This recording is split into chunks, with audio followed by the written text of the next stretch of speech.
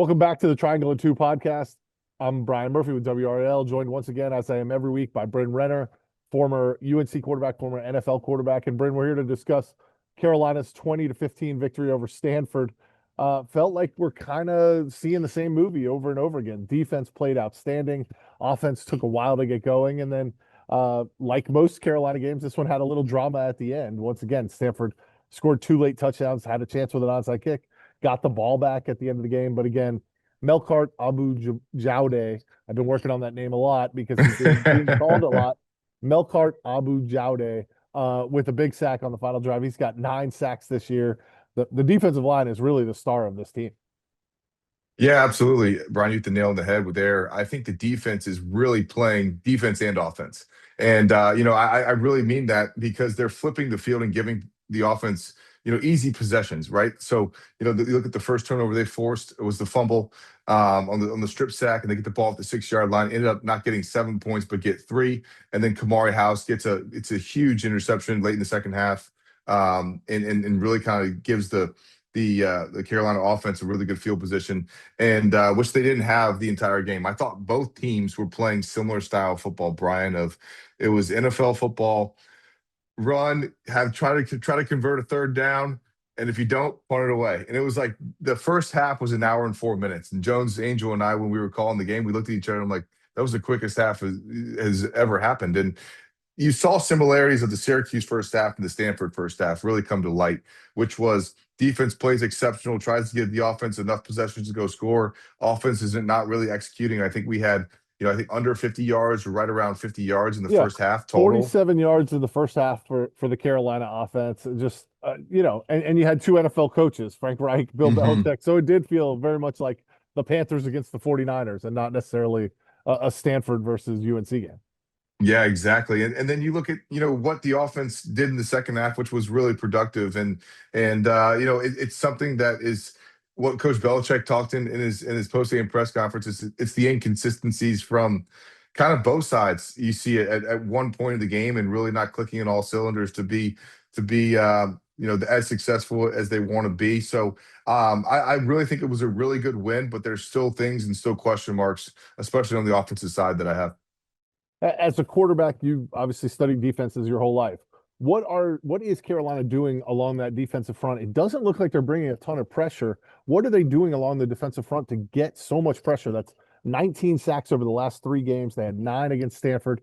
Obviously, starting a freshman quarterback probably held the ball a little too long at some times, but they had 10 in the last 2 weeks. I mean, this has been consistent now for about the good part of a month. What are they doing up front that's really creating problems for opposing offense? Yeah, Brian, a quarterback's nightmare is when you can get enough penetration with 4 pass rushers, because then they can play pretty much any coverage they want on the back end and be successful.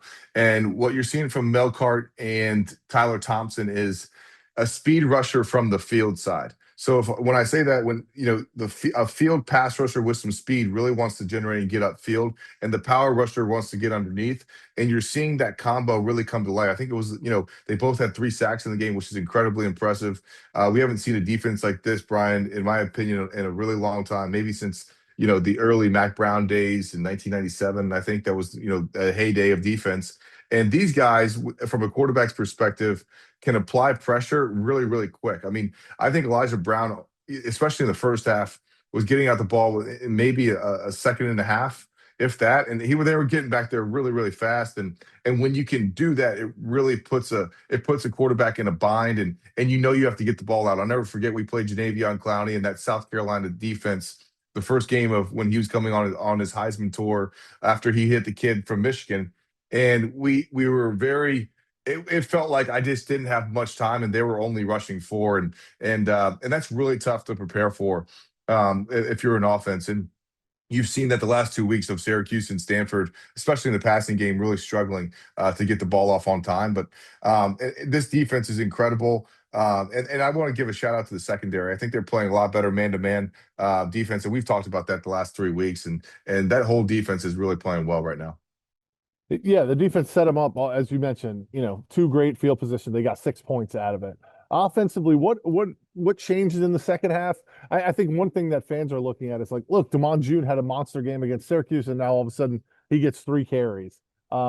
It's kind of what Belichick did in the pros. You never could trust if you're a fantasy football player, never could trust a running back for New England because you never knew who it was going to be. But and obviously Davion Goss had a nice second half, particularly in the pass catching that kind of opened the door for Carolina a little bit. But what is changing from the first half to the second half, and how can they bottle that up and do it in the first half? Yeah, I think if you got look at this offense as a whole, they get off to a really slow start, and then the second half they kind of try to come alive. And there was two plays in particular, Brian, that they scored off of that really changed the game. It was the 3rd and 12, going into the end zone, I think around the 20 or 30 yard line, where Goss caught the ball and man to man. They brought cover zero, and he beat him, and there was a back shoulder throw. And honestly, it was a great throw by Gio. And he had two of those, and then he has the one to Ship that actually ends up winning the game on a cover zero blitz. They brought everybody. So two plays for cover zero, bring in the house. He takes a 5-step drop, hits his back foot, and hits two guys. But other than that, Brian, it kind of was a stagnant offense. I believe they averaged 1.9 yards a rush, and it was around 50 yards for the entire game. I think that was it. And when you can't run the ball, and Belichick said this in the pregame, he said that they were really good at stopping the run, which they did, and that we were going to have to make plays in the passing game. And we were the team that did it. And I think it came down to Gio making those two plays. And that's kind of exactly on paper what you thought the game was going to be. But speaking on, just kind of the offense as a whole, I think we kind of get out of schedule and we get off schedule. I want to go back to the drive they had at the 6-yard line. We tried to run quarterback sweep with Gio -2 yards. We tried to throw it to Jake Johnson. Gio misses high. And then we try to pass it again on 3rd down, and we throw it away. And I'm like, we didn't run the ball once, and June didn't touch the ball. And so it's really kind of a confusing type of situation for this offense when the kid had 15 touches all purpose, 182 yards all purpose, and 2 touchdowns and wins you the game. And then, he doesn't get many carries. But I think you got to see this offense. Gio eventually was 18 of 25 for 203 and 2 touchdowns. And those 2 touchdowns were on critical plays. So he's making critical plays to win, but it's the consistency over 4 quarters that we're not seeing. Yeah, the throw, the little wheel route to Goss, again to the left, and we've talked about the difference between him being able to go left and right. It was a beautiful pass. And he talked about after the game, the throw to Ship against an all-out blitz is a throw he wouldn't have felt confident making against TCU, but has built the trust and a rapport with Jordan Ship, and then Ship did all the rest, right? He broke tackle and outran everybody to the end zone. But that consistency, the turnover to me was another big thing. A bad fumble. He's just turned the ball over too many times for if you're going to play this conservatively on offense and rely on your defense, and you can't turn the ball over. And I'm not trying to crush Gio here, but it's just, in order, I think, for Carolina to get to kind of that next level, they only scored 20 points again in this game. It seems like that's the position. Again, not trying to kill Gio, but if your quarterback can't get to a higher level, then you're going to be limited in what you can do offensively. Yeah, exactly. And I think when you look at this offense, it's got to run through Gio. And I think that's just part of the position and part of what we have now. If we want to be successful and score more points with these next 3 opponents that are playing really good football coming up, it's going to have to be, he's going to have to execute at a high level. And I think he knows that. And I think he wants to. And I think, we're not, I wouldn't say we're crushing him, but I think he's just got to understand the role and responsibility of playing the position. And I think he's made critical plays. I think he's done a really good job of, like the throw to Ship is a really good throw. The throw to Goss is a really good throw. He made really good throws, but he missed some deep shots too that went out high and out of bounds. And I think he's going to fix that. And it takes time. Like I said, I'm being overly critical of a quarterback, but it's noticeable on film when you watch it again. And I think he's going to step up and do that. And I think the offense needs to do that, especially with the games coming up. So we're going to have to see a little bit more consistent play, but they struggled to run the ball, and it was the team that was going to make plays in the passing game that won it, and ultimately we did that. Coming up, Wake Forest, Duke, NC State to finish the season. Carolina needs 2 wins to get bowl eligible. You didn't play under Mac, so you played for Butch Davis and Larry Fedora, kind of what I would call outsiders to the program. Yeah. Or even outsiders to North Carolina. How big of a deal did they make these in-state games? Because already saw in the locker room Belichick talking about, in-state, we got 3 in-state, don't leave the state of North Carolina. And obviously Mac 1.0 made the state championship a huge deal. When you were a player, how much did these in-state game matters, especially I would got to imagine Duke and NC State. Yeah, it was playoff time. So everyone's played high school football or played in a rivalry game, and we treated every single one of those games that was a state game. ECU, Wake, Duke. They didn't care if it's Elon. It was the biggest and it was the biggest, most important game. And if in our team room it has the state and it has all the states that have a state school. So all North Carolina state schools are on it. And if we're playing that team, it mattered more than anything. Just we it was overhyped, and it was the biggest, most important game of the year. And I think for Butch and Larry, when I was with them, it was more important for the recruiting purpose. It was, let's own the state and really take it over, because it's a cool thing that we have that most states don't have, is you have so many schools around your area in the triangle. So these games are really important, but they almost were treated, they got to treat these games like playoff games. They really do. And it has to mean something to everybody in the locker room. And I think for us, and now it's different with the transfer portal, but we had a lot of kids that knew the players on other teams because they either played with them in high school or played against them.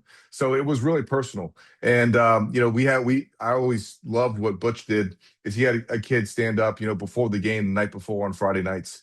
And if he knew the opponent, got recruited by the coach, or he said why the game meant so much to him, like the kids from Winston-Salem would get up, and everybody from that state or from that city would say, this means a lot to me. And you felt the energy, and practice was different, and you practiced harder. It meant more. And I never forget what Larry did when we played NC State, is he took paint and had Party City come in, and everything was red when we got to the locker room on Sunday to watch film. And it pissed everybody off. And it was like the most motivating thing. We ended up, Gio ran the punt back on the final play, which is one of the greatest plays in Keenan history, in my opinion. And we hadn't beat him for 5 years. So little things like that to gain motivation really help in meaningful games like this. And we're going to have it the rest of the way. Let's end with a little talk about the conference wide. Certainly Mhm. not getting very much respect from the CFP. There are 5 teams ranked in the top 25. Unfortunately for the ACC, they're all 14 through 23 at this point. Mhm. It does seem like the league just doesn't have that dominant team. It doesn't have a Clemson. Miami's fallen off the last couple of weeks. Even Georgia Tech with the loss at NC State. When you play in a league, and Belichick mentioned it, every game in this conference seems to come down to the last play. That was true UNC against Cal, UNC against Virginia, UNC against Stanford to some degree as Mhm. well. It just doesn't seem like there's a ton of margin or a ton of separation when you play these league games. I think you're exactly right. I think it's just the ACC is just such, it's almost an over spoken about thing when all the other conferences are beating themselves up too. But if it's like the ACC beats himself up, we're not allowed to do that. We don't have a very good, amount of depth from top to bottom. But I think that's incorrect. I think it's always kind of been like that. There's never been, besides Clemson for the last couple of years, there's never been a really dominant team. And this year you're seeing the parity. You're seeing the transfer portal effect and teams getting hot late. And I think, NC State's one of those teams that always gets hot in November. I think you see a team like Duke that, coming off a tough loss is going to be more motivated to play. And you're going to see Miami kind of try to sneak into that playoff run. But it's a really competitive league. And I think that's what is really cool is there's not a runaway type of team this year. Florida State was projected, Miami was projected, and they're all kind of balancing each other out. And, Georgia Tech lost to UVA, or excuse me, Georgia Tech lost to NC State. And so you're seeing the parity kind of come out, especially when it gets to playoff time. And I think it's enjoyable to watch. And these kids are playing really hard in the league. As a player, when it's kind of level like that, every week you kind of have a chance to win, but you also have a chance to lose. Hmm. Does that change the way you prepare as opposed to like when you play an FCS team, or when you play a team that's favored against you by like 40 points? You're like, man, the chance of us winning this game is actually kind of low. It seems like across the board, you can win any game, you can lose any. Yeah, and Brian, that's a great point. I never really thought about it like that. But every game in the ACC, I never really thought that the other team was that much better than us. I wouldn't say, because we were always trying to be competitive. Because I think that's what makes the league great. It wasn't like, the old Vanderbilt was playing the Alabama, and that's the old Vandy, right? It was kind of like, okay, well, it's not really a chance. It might be close in the first quarter, and then they're going to run away with it. In our league in the ACC, you don't really have that, and I never really approached it like that because you watch tape and you kind of have this mindset where any week a team could beat the other team. And I think that's what's really cool about the league. And my approach was always the same, and I had really good coaches to kind of get your mindset where either you were playing a lesser opponent or a bigger opponent. Never really came to that. I was like, hey, let's just do our jobs and do what we can do. And I think that's the coolest thing about our league is every week is a really good matchup, and it comes down to the fourth quarter. I mean, every game this year has been extremely tight, a lot of overtimes. I just speaking on Carolina, 2 games that come down to an inch or a fumble. And so, it's really come down to the fourth quarter, which is really exciting to watch. I imagine these last 3 games are going to come down to the end as well. Last one, I'll leave you with this. I don't know how much you got to watch of Belichick's post game press conference, but he Mhm. spoke for 27 minutes. It was, the PR guy said, "Hey, that's the last question," and then Belichick said, "I'll take some more," and seemed to give some introspection into like, "Hey, if we knew then what we know now, we might have done some things differently. We're still messing with combinations." It gave a great answer, I thought, on to why they do those development practices and the Mhm. success they've had with that. Just felt like maybe it was because they won the game, but just he seemed to feel more comfortable getting a little deeper into some of his thought process. I think it's a great thing to see from him because I think it's you're 9 weeks in and you kind of know who this team is, and you finally figured out what the formula is to win. And I think for him, he's such a good coach in that area of finding the formula for this team. And he knows it now. And you could see it in his answers. It was like, okay, I know exactly what the formula is for this team to win. And I think something that doesn't go noticed is how many young players that were playing, especially on the offensive line and defensive line. Like they are coming into their own, and you're seeing the progress of coaching. I think he's done a really good job, especially with the defense, of bringing those guys along. The pass rush, the defensive line is phenomenal, and he's kind of at this point where he's excited to go see these guys play for the next 3 weeks because he knows the formula that they have to win. And that's what it is. And he's seen production the last 2 weeks, and it's great to hear his kind of introspective of what this team is, the consistency he spoke about, and lack thereof, and he's kind of just feeling this game, this team, and seeing the results and saying, "Hey, look, this is who we are. This is who we're going to be, and we really got to play well the next 3 weeks to have a chance." He's Bryn Renner. I'm Brian Murphy. Thank you so much for joining us. Thanks for listening on the Triangle of Two podcast here at WRAL. And we'll talk next week after Carolina plays Wake Forest, a key game. They really need this one if they're going to get bowl eligible with 2 tough games with Duke and NC State to end the season. Thanks for listening. We'll see you next week.